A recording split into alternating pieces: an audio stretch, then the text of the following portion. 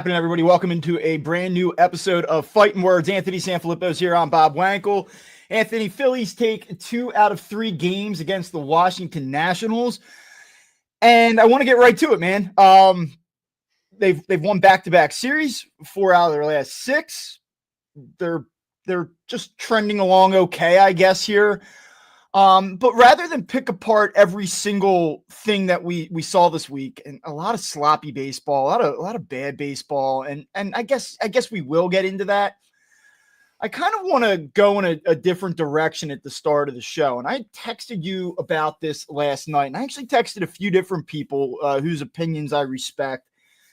And I want to draw back to something that I had said about 3 weeks ago, and we've referenced since. And I said, the word slog. It looks like this team is just kind of checking boxes right now. They don't play with a lot of energy. It doesn't look terribly inspired. Doesn't mean that it's all bad. Certain guys are having decent seasons, and we're seeing some positive things, and they're winning some ball games in the process. But, man, this team looks like it has a lack of energy. And I know that we have directed that criticism at Rob Thompson. Like, hey, you're the manager.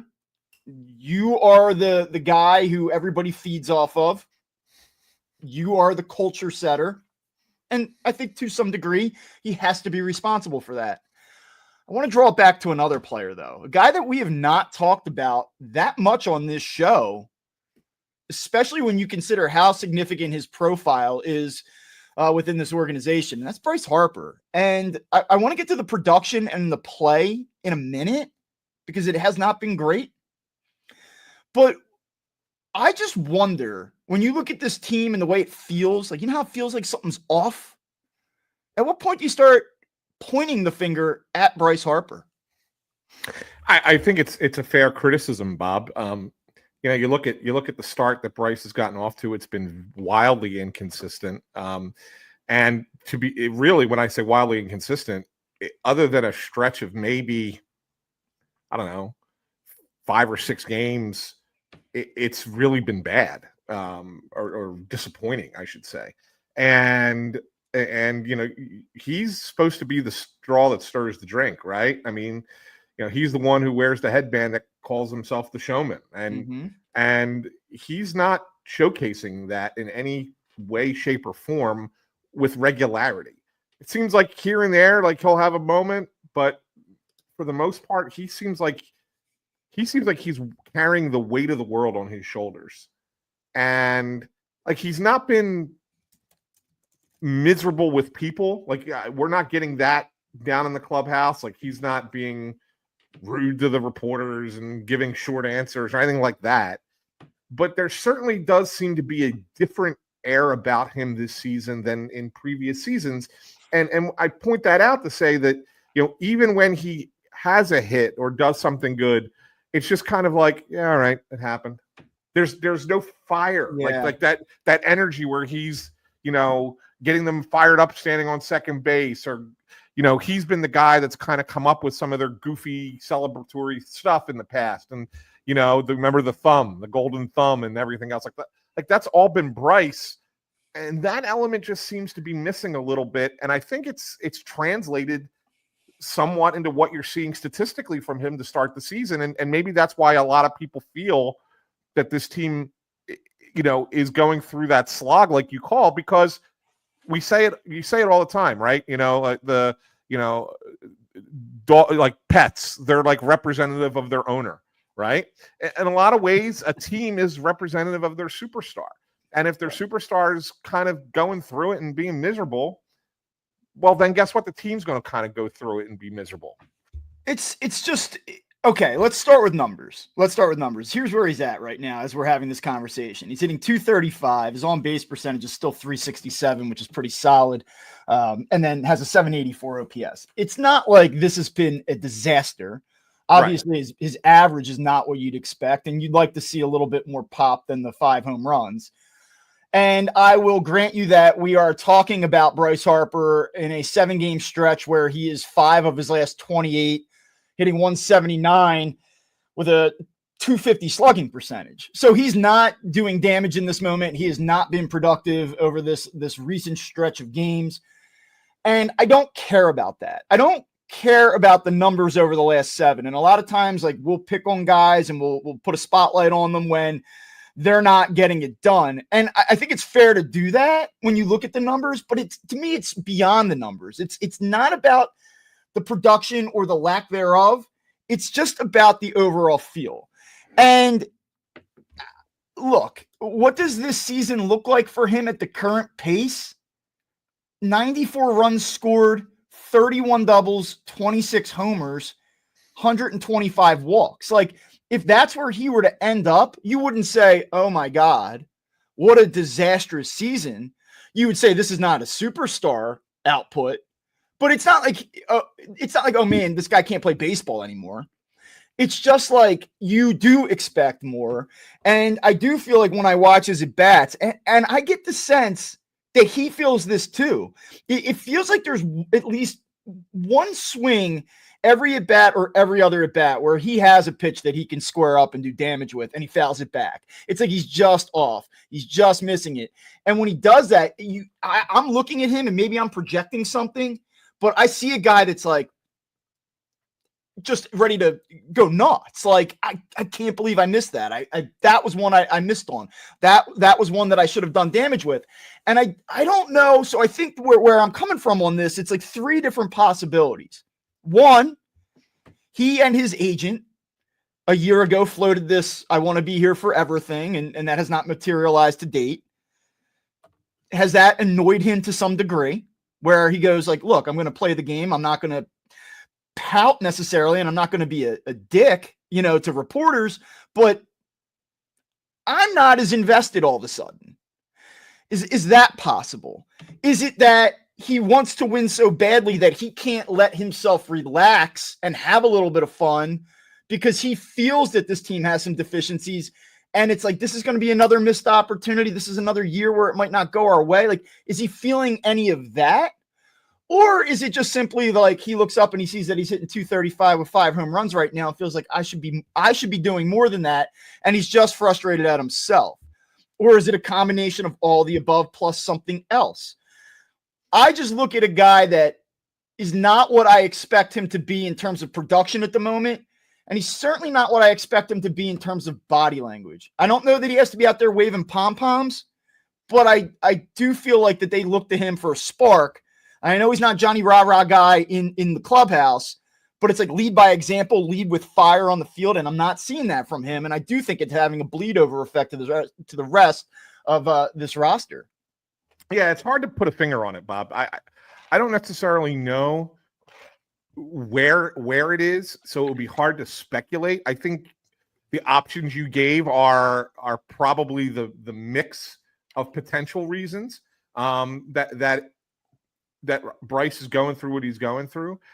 I'd like to think, from what I know about Bryce Harper, that it's not the lack of investment. He's too much of a competitor.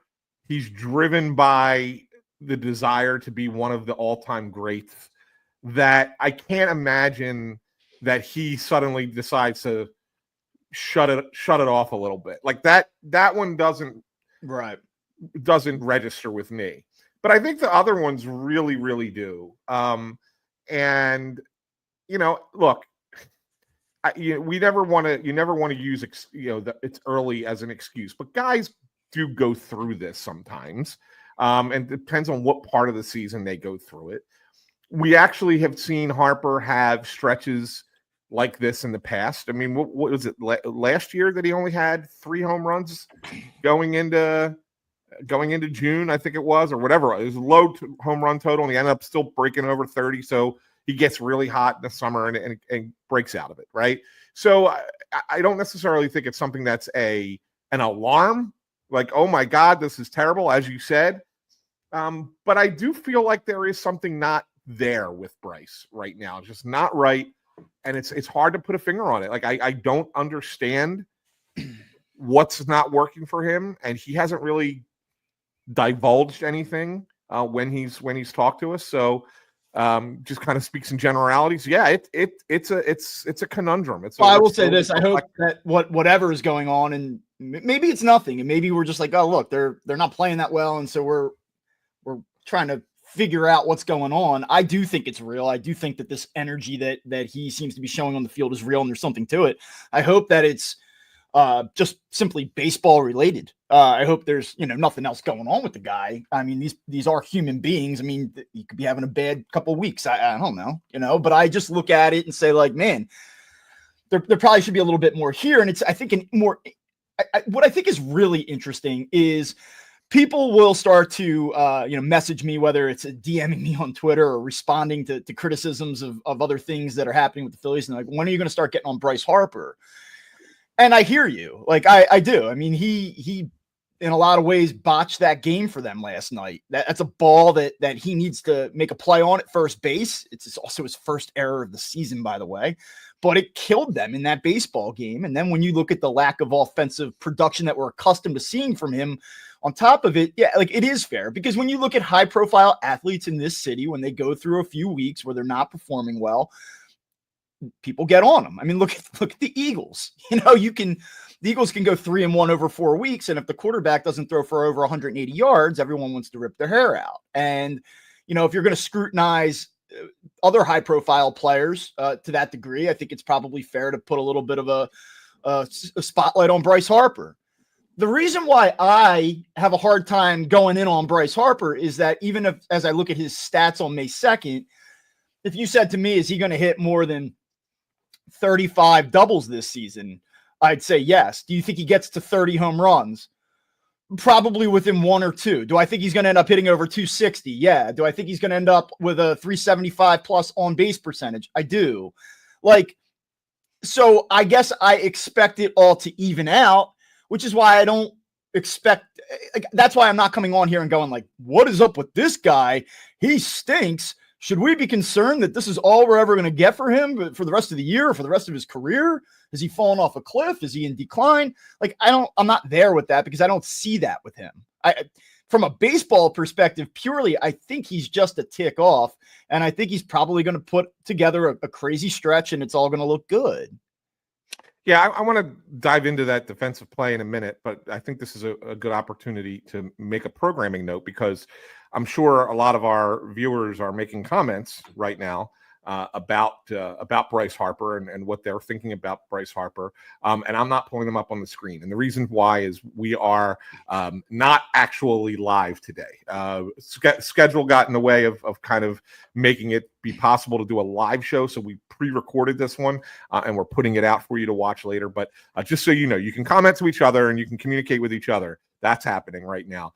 But you cannot, we're not seeing your comments. So we will be back live on Monday for the next episode. Just, it was a schedule snafu. Anyway, but to the point about Bryce, I know it was his first error of the season last night, but I've noticed a few more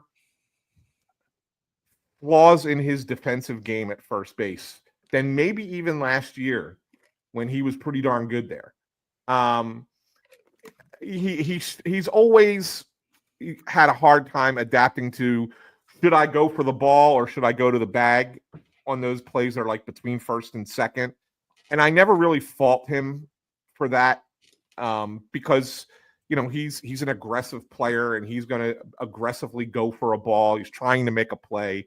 It's not, to me, that's not really a mental error. It's a reaction, and he's doing something that, okay, I could get past that, even though it wasn't the right play. It's the mistakes that I see that are wrong footing his positioning, not fielding a ball cleanly that's, you know, hit at you, not being in the right spot for a cutoff. Like, there are things like that. They're never going to show up as errors, or hardly will show up as errors in the score sheet, but they are mistakes. And I think that they are slowly creeping in more and more into his game defensively. And I don't necessarily know. Again, this is one of those things that's hard to pin down. Is it that this is the best Bryce Harper is going to be as a first baseman, and you just settle for it because that's what he is? Or is he still kind of in the process of learning the position? He's only played it for a year and a half.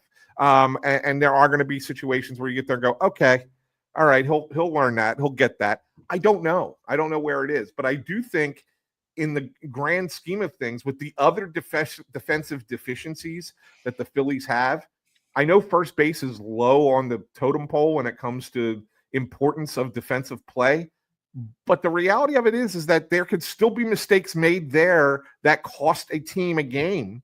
And last night was a perfect example of it. Like Taijuan Walker, we're going to talk about him yet again, pitched really well last night and deserved a better fate. Like, he gives up 4 runs. I know only one of them was earned because of the Harper error, but that 6th inning doesn't happen the way it happened. And Walker probably gets out of there with a 6 inning, at most 1 run allowed, if not 0,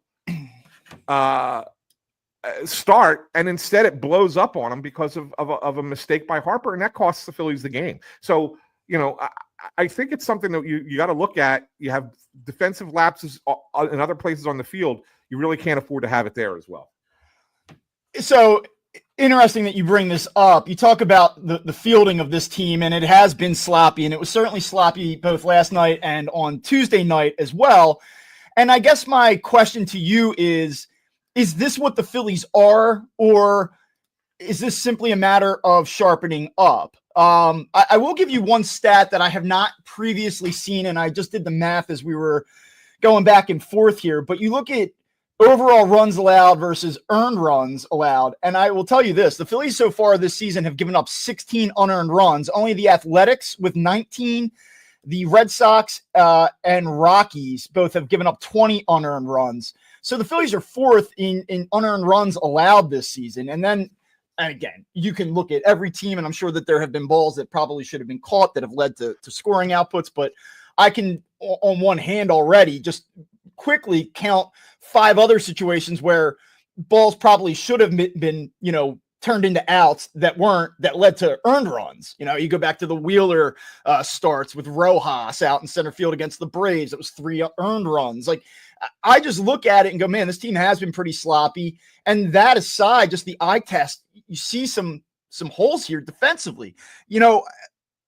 I look at it, and it's like Nick Castellanos right now out in right field, who is limited in terms of range, has been one of the more sure-handed defenders on this club so far this season. Bryson Stott's done a nice job at second base. Everywhere else, JT's been solid behind the plate too, but everywhere else it feels like, oh boy. Alec Boehm hasn't lit a game on fire yet defensively, but you look at how slow they are turning double plays in the infield. It just feels like it has to be a perfect sequence of events for this team to turn a double play right now. They are a little bit limited in the outfield. Even Johan Rojas, who we talk about as this plus defender, has had numerous mistakes so far this season.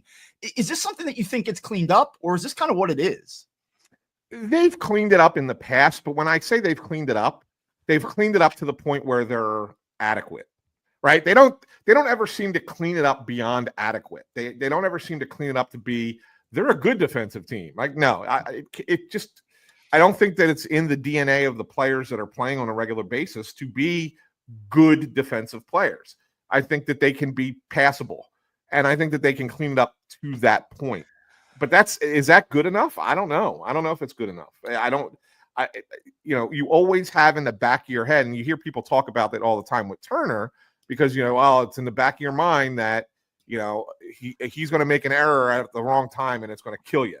Well, it's true. I mean, yeah, of course it's in the back of your mind, but I could say that it could be in the back of your mind for 5 or 6 other guys as well, and maybe Turner's more likely than others, but I haven't seen enough good defense out there in a long time to sit there and go, oh yeah, well, I'm not worried about this guy making a mistake. It's going to happen.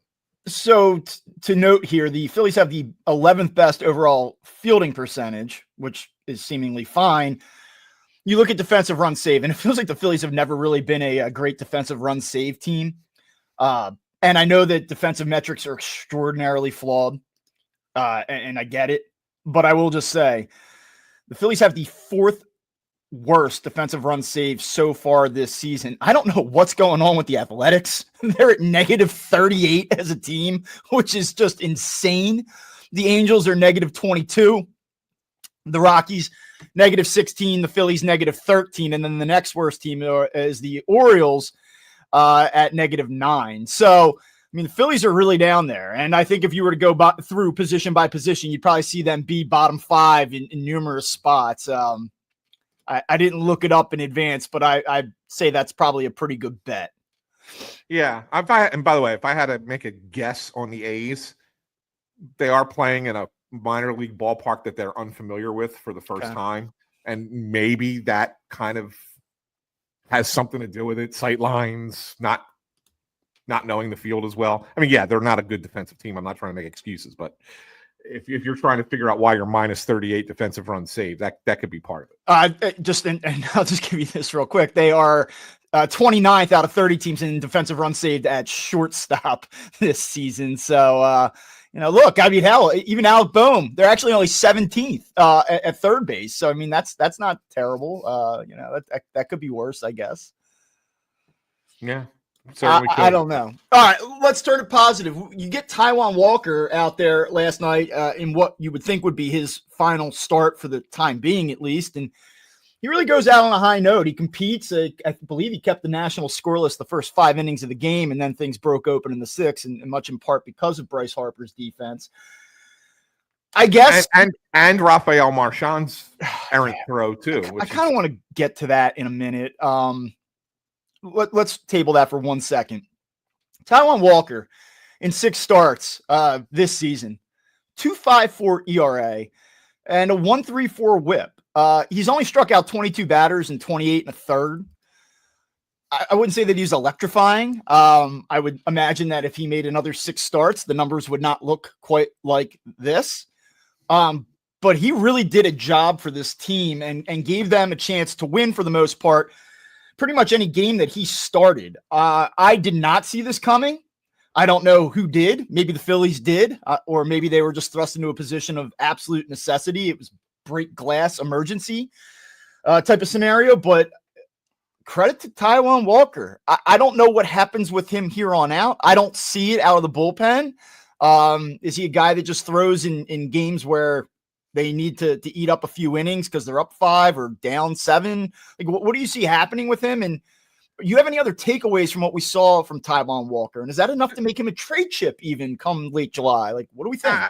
I was wondering that a little bit myself. I don't necessarily think so. I think that, even though he's been good, there are some underlying numbers that indicate that this is not something that's going to be sustainable as far as being a rotational guy. That said, I think he deserves to keep a spot on the roster at this point. I think that he's done everything that they've asked him to do since the end of last season, and he's surpassed everyone's expectation, and I think including the Phillies. So I think he goes to the bullpen, and I think he becomes a long reliever, and that's a role that they hope that he could kind of fill and kind of excel in. People think of that job as probably the least important job on the team, and I get it. But there is value to being able to take down innings that other guys don't have to take down in lower leverage situations, and having a guy who's shown that he's able to throw multiple innings and stay stretched out and be consistent, and I think that there's value to that. I don't see any way he stays in the rotation unless there's an injury. Mm-hmm. They did this each of the last 2 years, Bob, if you recall. 23, Matt Strahm had to start the year because Ranger Suarez was delayed to start the year.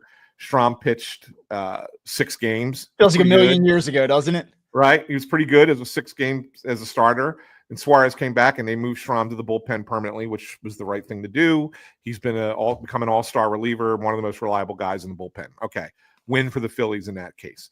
Last year, Spencer Turnbull got off to an even better start and through 6 starts, and they took him out of the rotation to put Taijuan in. Walker, of course, was not good at any point last year.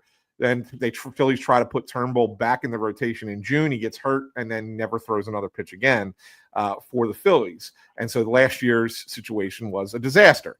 So you had 1 success and 1 failure. This year, they're going to move Taijuan out and they're going to bring Suarez in. by all indications, you would think that this is a net positive for the Phillies. And I think that it probably will be. And it's interesting because one of the conversations has really been happening a lot, down there in this week, especially, has been, well, what do you do with all these starting pitchers? Because, Andrew Painter threw again last night. Rob accidentally let it slip that he's ticketed for AAA pretty soon. And he's going to stay there. He's going to just jump right past AA, go right to AAA. You got to imagine that he's on a very fast track now to get to the major leagues.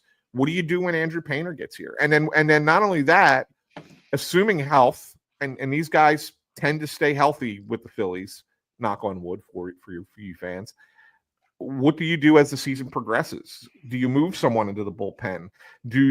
Obviously come October, it's a thing you would do, but what do you do in season if all these guys are pitching well? Like it's a good problem to have, but it's also one that's a little tenuous because you could move somebody into a role that they're not good at or not accustomed to and kind of throw the whole thing off. So it's a curious situation that the Phillies find themselves in, one that could be incredibly beneficial or one that could be that go sour quick. I don't know which way that would go. I don't want to put you on the spot here. Were you there when they asked Ranger Suarez about possibly being a reliever on this team? Did that come up? So it did come up, and I was not present for that interview. Tim Kelly handled that one for us. I was doing something else at that point, and it was an interesting response. Like first of all, if you watch the video, and I think Dave Uram from KYW put it out, so if you want to check that out on his social media, you'll be able to find it. But Ranger still does his interviews with the interpreter, right? Mm-hmm. But the one thing I can tell you about Ranger is his English is pretty good, and he understands it. And you could see when the question is asked, he made a face. Yes, he did.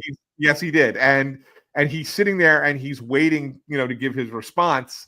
And you could tell that, he knows where what this question is. And he gave the right answer, like the absolute right answer. Like he wants to be a starter, but if he'll do anything that the team asks him to do to help the team win, et cetera, et cetera. I can't imagine that in a walk year. I've been saying this for a month, Yes, I agree. That the team would do that to him, right? Especially since he's got Scott Boras as his agent, and the Phillies tend to be one of those teams that has a pretty good relationship with Scott Boras. And I can't imagine that they would do that to him until the end of the season at least. And so then you got to wonder, like, is it a situation they don't want to go to a 6-man rotation right now? Well, the question almost feels rhetorical. What do you do if all these guys stay healthy? But what do you do? Because you're not moving Zach Wheeler. You're not moving Aaron Nola. You're not moving Christopher Sanchez. You're certainly not moving Jesus Luzardo right now. So obviously, yes, Walker, bullpen. Suarez seemingly would be that guy. Yeah. Painter comes, though. You're not.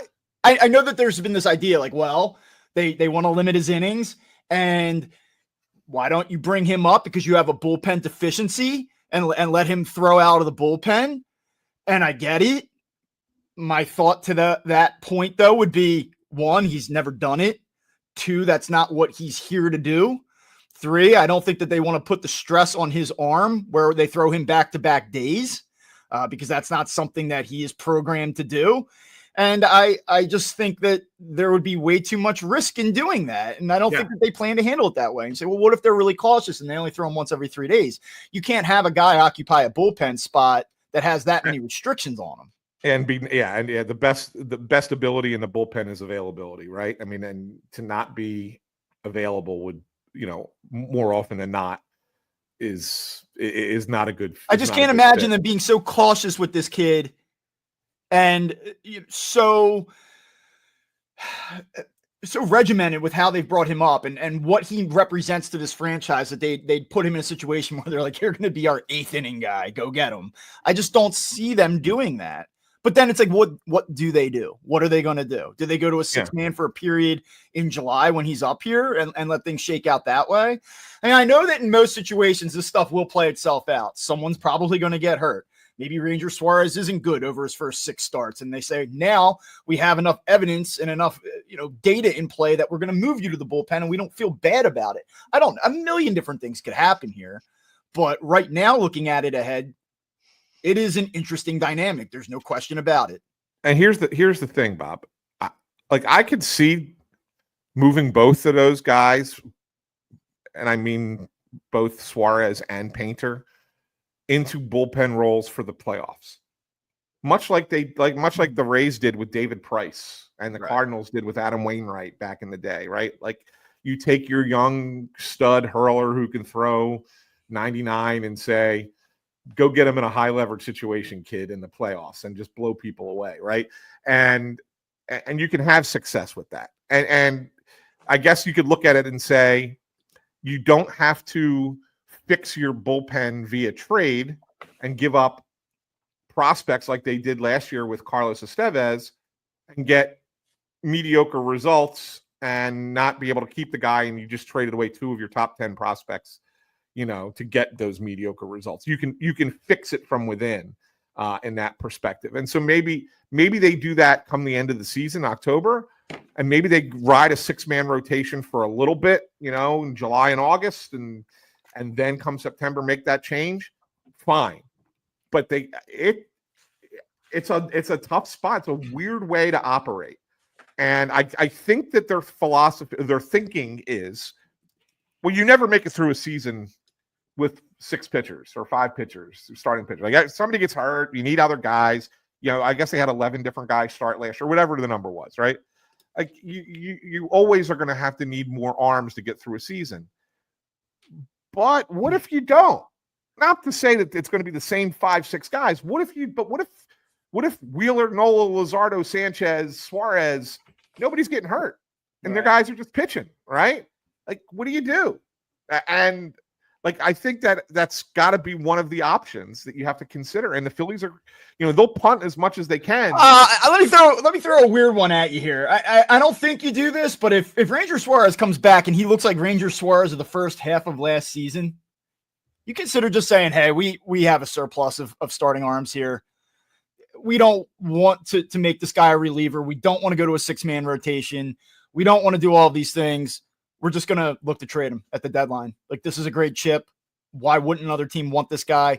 They could probably make him as a number 2, number 3 starter.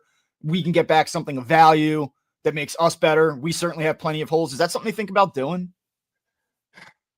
I don't know, Bob. Because I know you don't trade plus arms when you're trying to win a championship. I get it. I have, even as I threw out the scenario, I'm like, I doubt it. Yeah. But I just wonder how you make it fit, unless they really do embrace the 6-man thing, because Wheeler and Nola have thrown a million innings, and because Painter is being protected, and you're always one pitch away from something blowing up anyway. Like, maybe that is just what they do. But I just wonder, like, if you don't want to trade Crawford, if you don't want to trade, name your prospect, like, you don't want to trade Miller, like, okay. I mean, because there are trades they're going to have to make if they want to, like, win in the playoffs this year. One thing we could say, you could be like, oh, you're negative, or you're overly critical, or you're picking apart things here. This team is going to need to make some moves of significance if they want to, swim in the National League here. Yeah, no, I agree with you. I mean, look, I guess you could trade from to be in that position. It's a rare spot to be in, right? How many teams have this problem? I can't think of another one. So you put yourself in that spot. I mean, they're the only team, Bob, in all of baseball who has yet to make a roster move on the pitching staff. Like, the same 13 guys who opened the season on March 27th are still the same 13 guys on this roster. What's going to happen this weekend? I think that they're going to send somebody down. So I don't know. A week ago, whatever you would have said to me, Carlos Hernandez, where does he fit on this team? And just DFA him. Yeah. And they've been talking glowingly about him lately. Yeah, wasn't Rob's answer the other night basically like, I really think that this staff is getting their hands on him and making him into something else, and then do you just DFA him 4 days later? That doesn't, Right, I know. that doesn't really work. He comes in last night, he throws 12 pitches, 10 for strikes. Yeah. And that's been his Canter strike. That's been the thing with him. Like he's been no control, and now all of a sudden he's got control and he throws 97. That's an arm that's useful. He's got some stuff that comes out of that pen. And when you're struggling to get right-handed production out of your bullpen, why would you give up on that? And so like I don't see Hernandez being sent out. I guess you could DFA Jose Ruiz, maybe, but Rob loves Ruiz. We've had this conversation. Sure does. Right? I don't see that one happening either. The only guys who have options are Tanner Banks and Orion Kerkering.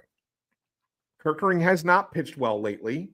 Could you see a scenario where they do what they did with Alvarado back in 22? Man, that would be where you send him down for a few weeks to get himself right and then bring him back up and maybe he's back to being the dominant righty that he was before? Or is it easier to just say, well, we have two really good lefties in Strom and Alvarado. We can move Tanner Banks down for a short period of time to accommodate this. Probably one of the reasons they liked Tanner Banks when they acquired him, because of the flexibility. But even he threw pretty well the other night. And you go, all right, well, they're really struggling to find bullpen arms right now. You kind of want to ride the hot hand a little bit. It's an interesting dynamic, and we'll see what happens. Okay. Talked a little bit about the feel of the team and the flow of the team, and I know that this has been a WIP conversation. Something's wrong with this clubhouse, and the feel is wrong, and so then everyone turns and says, well, they miss Garrett Stubbs. I don't know about all that, but I do want to look at it from a production standpoint. Rafael Marchand has played in 7 games this season. He's 2 for 20, which is dreadful, but it's also 7 games. Yeah.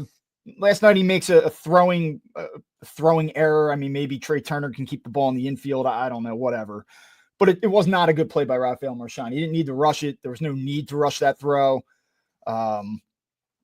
He has not. He's been dreadful. If this is the first time I'd ever seen him, and this is the first thing that this was my only impression I had of him, I'd say this guy's not a Major League Baseball player. Stubbs, meanwhile, 60 at bats at AAA. I believe he's hitting 282, a couple homers, a couple doubles, nothing crazy, but does he give you a more professional look right now than Rafael Marchand? And, walk us through what the roster implications of that would be and the options or lack thereof and what it would mean if you were to bring back Garrett Stubbs. And would you advocate for that at any point? Or are we getting closer to that? Is that something that makes zero sense until you get to September? Like, where are you at? Like, what do you make of this? Because JT Realmuto needs days off. He needs to be down more this year than he has been in the past, which means his backup catcher position does matter and has not been good. Yeah, I don't know if you give up on Marchand just yet. I mean, like you said, it's only been 7 games. It's been a bad 7 games. He's not looked good. He's not looked good behind the plate. He's struggling, makes a bad throw on the delayed steal last night. I mean, Turner tries to take responsibility for it, says, hey, I got to catch that ball. But the reality of it is the play that they have on, Turner's in front of the bag. Yeah. Like, you can't be short hopping that throw. Like that's got to be at his chest so that he can potentially throw back home to get the guy coming at the plate. So like there have been a lot of deficiencies with Marchand so far. Having Stubbs in AAA, that's a good alternative because you have a major league ready catcher in AAA. But if you decide to make the switch, let's say you decide to make that switch now and go back to Stubbs as the backup catcher, Marchand's got to be DFA'd, and he probably gets claimed just because he's young. There's a dearth of catching in Major League Baseball, and somebody would probably say, "We'll take a chance on this guy." And so if you do that, let's say you do that, Bob, right? Let's say you make that decision and say, "All right, we're ready to move on at this point." Who then becomes your third string guy?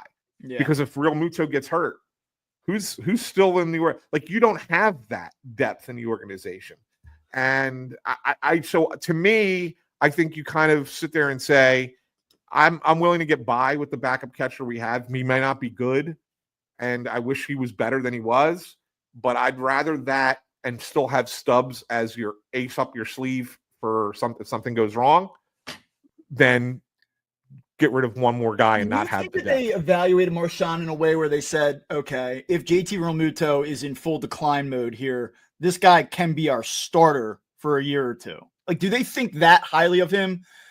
Because look, I would not. If you, from an organizational standpoint, made a decision that we do not want to risk losing this player, and like you said, he's out of options, somebody probably would claim him. If you made that decision in March or even in the wintertime, I don't think that 7 games, no matter how bad they've been, should alter your approach to this. Like, right. So I'll be clear here. I mean, it has been dreadful to watch. I would not make this move right now. No. But considering the frequency with which he plays, he's going to be at what, 25 to 30 games by mid-July, maybe even. Is that still enough? Like, you say, well, all right, now he's played 25 games and he still hasn't been productive. Now we're ready to move on. Like, how much do you see of him before you say, I just don't know about this dude? I think maybe you it's something you'd consider leading up to the deadline, right? Like, I think as long as he's healthy and as long as Realmuto is healthy and we don't need to make that change, I think there's a couple of things here, Bob. One, I think there's great benefit to having Stubbs at AAA when Painter gets there. Because now you're going to have a major league catcher working with your top prospect, right? For however many starts he makes there before he comes up. I think that there's real value in having Stubbs there for that. So you don't make the move certainly not until Painter's ready to come up, assuming there's no injuries. And then at that point, let's say Painter comes up mid to late June. You might as well just ride it out for another few weeks as you lead into the trade deadline. And then if you determine at that point that, okay, we made a wrong call on Marchand, you could always make a minor trade for a depth piece that you can then potentially make a determination. Okay, do we want this major league veteran as our backup catcher, or do we want Stubbs as our backup catcher and this guy down in AAA? Whatever. But the reality is you can at least add the person at that point and not cost yourself anything. And so I think that that's probably the way that the Phillies will handle this, but you might have to endure some occasional rough outings with Marchand between now and the end of July. I mean, obviously they hope he turns it around and figures it out. He gave them good games last year when he was up, right? And he played well for them last year. So it's there. He can do it at this level. He just, maybe he's a guy that needs a little bit more run. Like last year when he was up, he was playing more regularly. He was splitting time with Stubbs because Realmuto was hurt, right? So it wasn't like one of them was the starter over the other guy. They were kind of splitting the time evenly. Maybe Marchand's a guy who can't go every once a week or every 7-8 days and look okay. Maybe he needs to play with more regularity, and that's part of the problem. Okay. Yeah, interesting. All right. One other thing that I wanted to touch on a little bit. So Johan Rojas right now, which, hey, I got to say, I mean, look, I've been as critical as anybody of Johan Rojas. But to his credit, he's swinging the bat well and somewhat consistently well. 286 over the last 7 games, 304 over his last 15 games, 305 over his last 30 games. I mean, look, he had, I guess, 2 hits on Tuesday night, 2 hits on Wednesday night. He was 1 for 3 last night with a walk. I mean, the guy's getting on base and as an 8-9 type hitter, or 9 hitter, I should say. From an offensive standpoint, you could not ask for more than this. Do I think he's going to sustain this? I don't. Do I think that he has real offensive upside? I don't. Could I be wrong? Possibly. I am wrong right now in my evaluation of what he is as an offensive player. And I know that we've had this discussion about him. I guess my question is, how do you see Brandon Marsh's progress coming along? When do you think we may see Brandon Marsh back up here? I know that Cal Stevenson is the likely roster move, but when Brandon Marsh returns, do we kind of treat this as, okay, he got his hard reset. He's going to take these starts against right-handed pitching. Johan Rojas is going to play against left-handed pitching. And that's what this is. Or do the Phillies look at this and say, look, Marsh was dismal, then he was hurting out of the picture, and Johan Rojas is doing a really nice job for us offensively right now, and we're just going to ride this out as long as we can to see what's real and what's not. Like, what are they going to do here? That's a good question, Bob. And, you know, and I think of this the same way I think of, you know, when Edmundo Sosa was playing really, really well last year when he filled in for Turner, right? And then Turner comes back and everybody was like, well, you got to figure out a way to keep Sosa in the lineup. Look at how great he's hitting. And it's a situation where the more you play a guy who's likely a reserve, the more likely they're going to be exposed at some point. I'm with you. I don't think Rojas is going to be able to sustain this long term. I still see some at bats where he takes wild swings. I still see some at bats where, you know, he's not doing the things he should do at the plate as far as, you know, pitch selection and the like.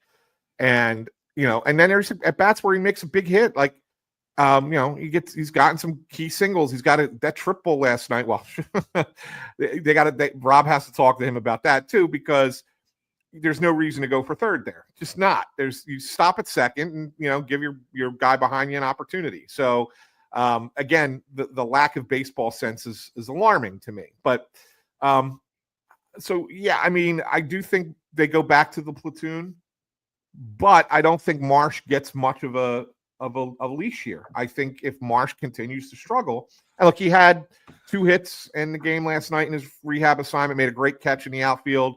He's going to play there again tonight, and then I think they're going to reassess come tomorrow. But I do think if Marsh comes back up and he looks the same as he did before, then Rojas will get more starts even against right-handers. Okay. I think that checks all of my talking points for today. We kind of got away from the game last night. I do want to point this out, and maybe I can tie it into what we just talked about here. You get to the 6th inning, Phillies are down 4-2. I believe runners on the corners and 1 out. Am I right here? Max Kepler has swung the bat very well lately, and he is showing himself to be a viable option against right-handed pitching. Mm-hmm. I am not a believer in him against left-handed pitching. I think coming into that 6th inning at bat, he was 4 for 22 against lefties this season. And he does not put the ball in play, and the Phillies do not score another run in that inning and cut the deficit to at least 1. You have both Edmundo Sosa and Wes Wilson on the bench in that spot. I want to criticize the manager. I thought it was weird that they didn't go to him or either of those players in that spot. And that, I guess, is an entirely different conversation. But the one that I would have is, if you do not believe in your right-handed options in that situation, then why are these your right-handed options in that situation? I would assume that they do believe in Edmundo Sosa as a hitter, but do they not believe in Wes? Like, what happened there? And did Rob explain that last night? I asked Rob that question after the game last night. And, you know, the one thing I can tell you from watching Rob manage over the last few years is that he doesn't like to pinch hit before the 7th inning. And that's just a Rob thing. You know, and his philosophy, his reasoning behind that, Bob, is because he says that spot's going to come up again before the end of the game. And he'd obviously rather have Kepler against a righty in their bullpen later in the game than he would, you know, whether it's Wilson or Sosa or whoever, against a righty at the back of the bullpen in the game. And I get that, right? And that's fine. But in the moment, that's your best chance. You have runners at the corners, 1 out. You got to get at least that other run home. It's not the 4th inning. It's not even the 5th inning. I feel like that the 6th is the line there where you say, here's our shot. Right. It's a shot and it's an opportunity. And they've been hitting Ferrer. Every time that he's come in this year, they've hit him. The righties have hit him. And I asked him, and Rob said, and I was a little surprised by Rob's response, to be honest with you. And he says, it's not so much too early. He says, typically he doesn't pinch hit in the 6th, but that did not play into it. This is what he says to me. He said, I just have been trusting his at bats lately and what I've been seeing and what I've seen out of him. And that's what I wanted to go with. And I'm like, okay, but the guy can't hit lefties.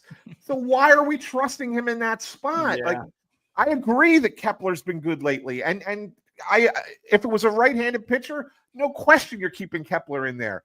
And if maybe even if you're ahead or it's a tie game, you keep Kepler in there. But you're down at that point. You've already scored 1 run. You got a little bit of momentum. You got a pitcher on the mound who can't come off because he's got to face the spot in the lineup. It's the third batter he's facing. And you've hit him well every time you faced him so far this year. Why are you not making this is an opportunity, and I felt like that they let that opportunity slip away. I agree with you. I didn't understand it in the moment. I still don't this morning. Last thing for me before we get to one last thing. What kind of voodoo magic do the Phillies have on Dylan Cruz? 0 for 22 against the Phillies this season with 14 strikeouts. He's got 18 strikeouts against every other team combined so far this year. Yeah. He's not a bad ball player. I don't know that I've ever seen anything like that. Yeah, it's unbelievable. And I pointed it out on social media the other night, and I pointed it out the first time he struck out, and then he struck out 2 more times, and then again 1 more time last night.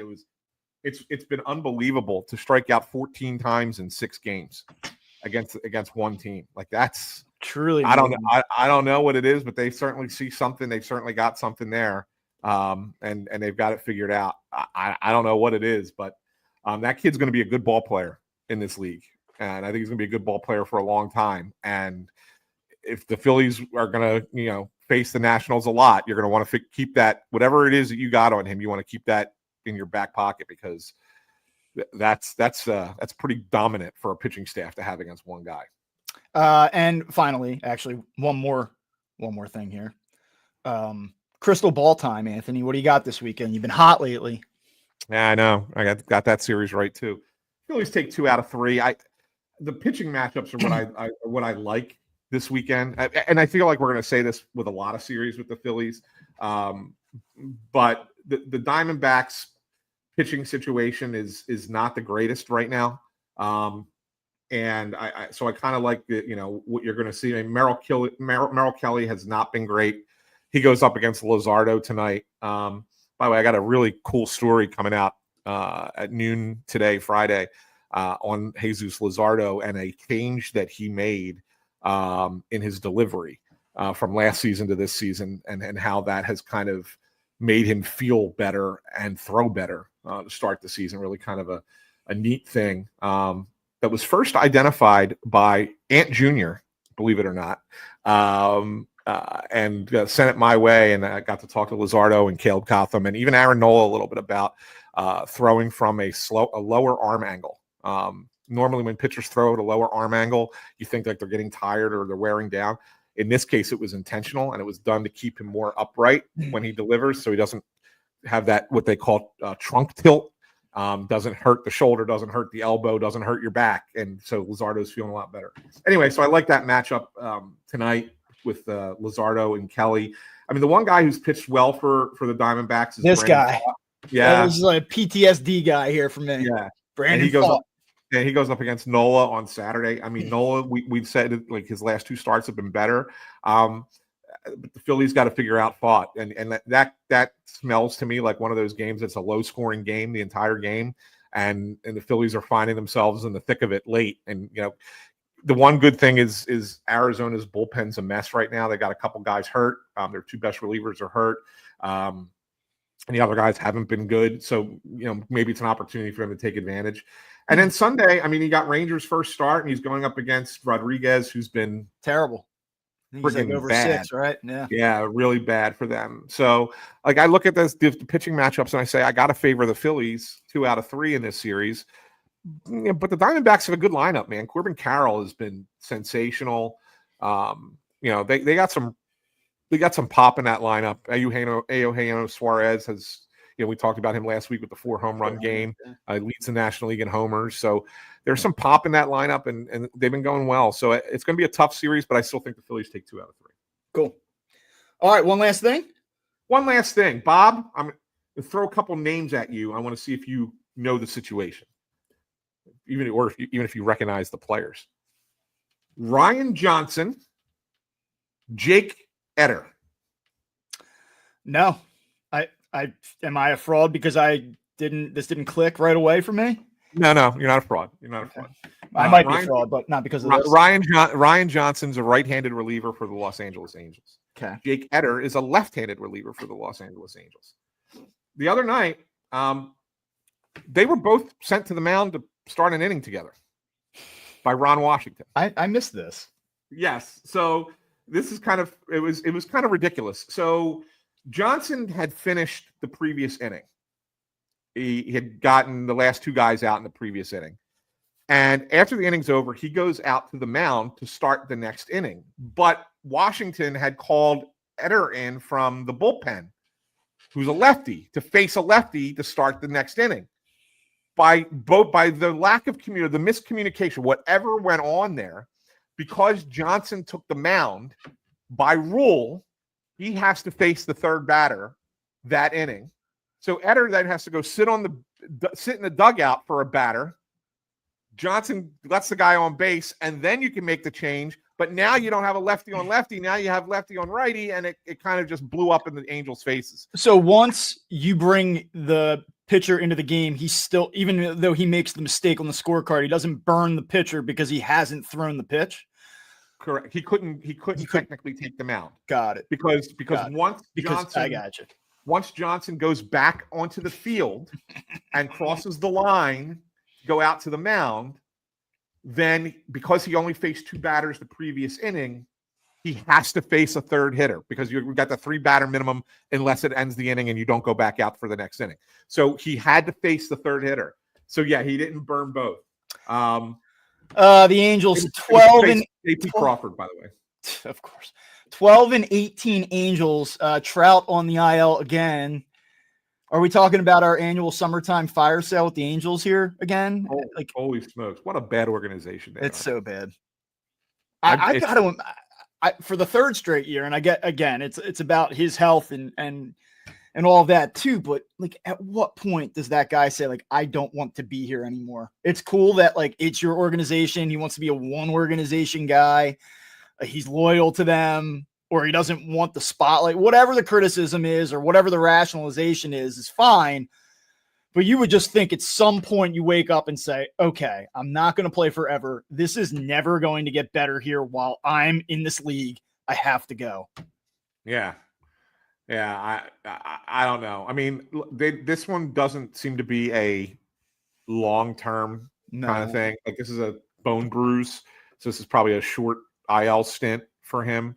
And look, his start to the season has been a weird one.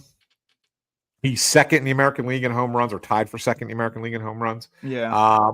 But he's batting below 200, which is totally not Mike Trout. He's changed positions. He's now playing right field instead of center field.